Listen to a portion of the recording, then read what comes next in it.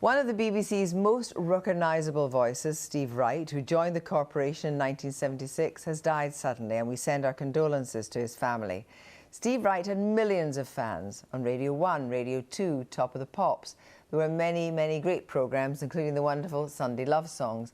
A gifted communicator, he'd just been awarded the MBE for services to radio. His close friend, Ken Bruce, told Newsnight, Steve was a brilliant broadcaster, a hard worker with an amazing attention to detail, spending hours editing and re-editing features on his show to make it the best it could possibly be, because he respected his listeners and believed they deserved nothing less. I remember coming to Radio 1 in 1980. How are you enjoying life here at Radio 1? I'm loving it. It's great. I've been here 5 weeks and I'm loving every moment of it. I worked up a format. I thought, well, what can I do that is going to be something different? And I sort of scan the papers during the week, look for funnies, you know, listen out to what people are saying. I just wanted to not be a talking about the music guy. I wanted to talk about things. So whatever it was that concerned people, television or could be radio, could be royalty, whatever it happens to be. Radio 1. Steve Wright in the afternoon. All right, now just after 2 o'clock now. Today, have we got a lot of stuff for you? We have got a lot of stuff. We will tell you about a marriage where the groom is 103 years old and the bride is 107. Yes! What's his name? What's his name, Steve? Henry. Henry the Goose. Henry the Goose. How are you? Sweet. He likes me. He likes me. He's bitten you, He's gonna say something. Steve Wright. We have 7 million people listening in the afternoons. What I try and do on the air is not make it all comedy or all news or all music. Try and do a bit of everything, really. Radio 1, Stevie Wright. He's my man. Because he's very silly. It's all about, without sounding too pretentious, relating to people. And I think really that's the role of popular radio and popular television. Hi, hello, good evening. Welcome to another Top of the Pops. Gary Davis, Steve Wright. Bit of rock and roll coming up now, and I know that your musical roots are steeped in rock and roll, Cliff. Well, not only my roots, but my lips. After three. I must say, you've smartened yourself up since rehearsal, because you look the right tramp then. Get back on that radio. Now, I've been doing this programme for 24 years at Radio 2, and really I can't hog the slot forever. That's the way it goes. You know, sometimes people want you, sometimes they don't. Sometimes they want to make changes, give you another offer, and that's okay. I understand that. I really understand that. Steve Wright Sunday Love Songs on Radio 2. Bring on the songs.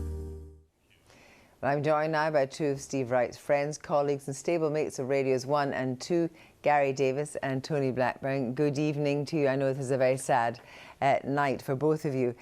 First of all, Gary Davis, I mean, over 8 years, you saw Steve Wright, you worked with him practically every day. Can you remember the first time you walked into that studio to work with him? Well, it's not that I worked with him. I worked before him every day for 8 years because I was doing the lunchtime show, and so every day I would literally hand over to him, and it was chaos. You know, the Radio 1 studio, because Steve, you know, preparing his show, there were so many people around, so many different characters coming in, doing voices and everything. So pretty much during the whole of my lunchtime show, which I think was about 2¼ hours, he'd be next door, who I could see right through the glass there, working like crazy, with loads of people coming in and out. And but it was a lot of fun, and I used to really enjoy our handovers every day. But also he kind of orchestrated all that. I mean, he was absolutely, he was Zoo Radio. He was a pioneer of Zoo Radio. I mean, Zoo Radio did not exist in the UK till Steve Wright came along. And yeah, he you know, if you worked on the show as a producer, you ended up on the show. Yeah. You know what I mean? Yeah, you just pull people forward. Exactly, yeah. But that's what it, and it takes a great, I think, a great, lovely generosity of spirit to bring other people on. And you could see that because he revelled in them becoming characters on his show. He was a very generous broadcaster. And I think for Steve, the most important thing was that if you're a guest on his show, He wanted you to shine. Yeah. It wasn't about him shining. He wanted you to shine, which is why, you know, any Hollywood star who was in the UK had to go on the big show. Yeah, had to go on the big show, and there he would be, but all the other people, and I mean, explain what Zoo Radio is for those who don't know. Zoo Radio is basically a whole bunch of people in the studio, part of your show. You know, up until then, it was basically what I was doing, which was, you know, me, DJ, microphone, talking to the listener. Steve had a whole posse. You know, and he loved that because it was like it's a big family. Tony Blackburn, give me some early memories of Steve Wright. Well, I knew him more when he joined us at Radio 2, because I left Radio 1 by the time he came, and he was just such a lovely man. We got so friendly. We used to, I was on after him on a Friday night, and I used to go, when he'd finished his program, into the studio, and off air we'd just chat and chat for about a half an hour, just making one another laugh. And he was delightfully nuts. That's what I loved about him. And whenever we saw one another, we just burst out laughing. And I will miss him so much. It's been such a shock today, because he was a brilliant broadcaster. And as Gary said, he did pioneer Zoo Radio. And I just thought he was absolutely brilliant. And I loved him.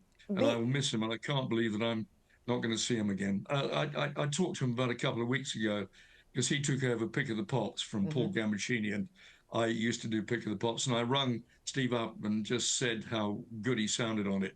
And I will really miss him. He was brilliant. And the thing was, when you were in his studio with him, it was like being in he was conducting it in his own living room. He seemed to be so totally at ease in that space. Yeah.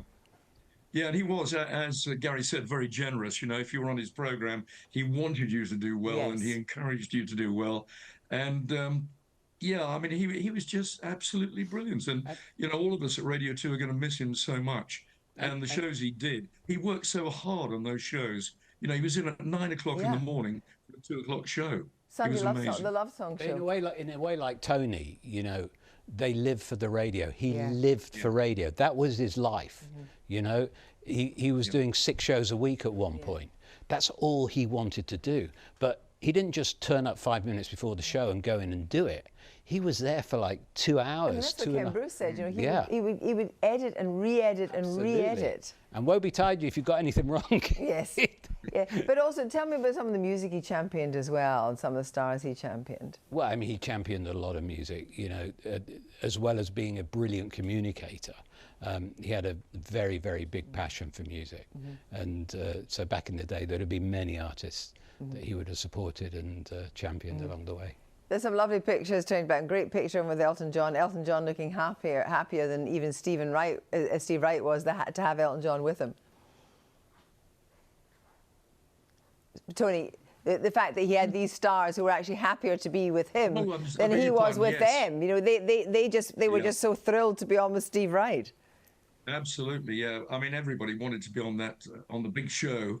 And what I loved about him as well, we both loved jingles, and we used to sing jingles to one another. If we saw one another, I'd say, "Hello, Steve, how are you?" And it was crazy. I mean, he loved American radio as I did, and he loved jingles as well. And we both love radio, and we used to talk about it non-stop. And it was that show in the afternoon, the 2 o'clock show he had, that was his life. Yes, and the thing was, as well as the production effort, he curated it into a whole, didn't he? You know, it was he fashioned that show. Absolutely. I mean, it had a bit of everything, you know. It had a little bit of craziness, because, you know, that's his history from the crazy characters back in the day of Radio 1. So he had a bit of craziness. He was obsessed with strange facts, his factoids, that Lord knows how he came up with all this stuff. And then he had amazing guests, you know. And he loved books. I mean, I've talked to him about books a lot. He loved books. He loved reading. And Tony mentioned that he loved American radio. I mean, to the extent that I remember every time Steve would go on holiday, we'd go, "Where are you going?" He'd say, "I'm off to America." And he'd go to America and he would just listen to radio and different radio stations the whole time that he was there, getting ideas, getting inspiration, and then bringing them back for his show. So also what we should remember about Steve Wright was when it came to the whole question of fair pay, and he was a very well-paid member of the BBC team, as it were, he took a pay cut so that he wasn't taking more home than another woman on the radio, on the airwaves. And I think that was very important because that said something about him too. It's the type of guy that he was. You know, he was a lovely man. If you ever met him, you know, he was just a pleasure to be with. And, you know, I had so many fun memories and fun times. And, you know, I was out of radio for 20 odd years. And I came, you know, and when I last was on the radio, he was there. And I came back to Radio 2 and he was there. And he was as welcoming as ever. Tony Blackburn, in the pantheon of all the most wonderful people that worked in radio and music radio and speech radio, where do you put Steve Wright's influence? Oh, right up there at the top. I mean, he's one of the legends. He's great, and it's been a privilege to have known him and been his friend, and you know, shared some of those magic moments with him as well. And one of the amazing moments that I had, he used to go to America a lot. And he brought me back a special, some pills from America. And he said, if you take these pills, you'll never get a cold. And he had the most awful flu. And I said to him, why is it you've got the flu? He said, I forgot to take the pills. So thank you both very much indeed. Thank you both very much indeed. Love the show, Steve. That's all from us tonight. Sleep well. Goodbye.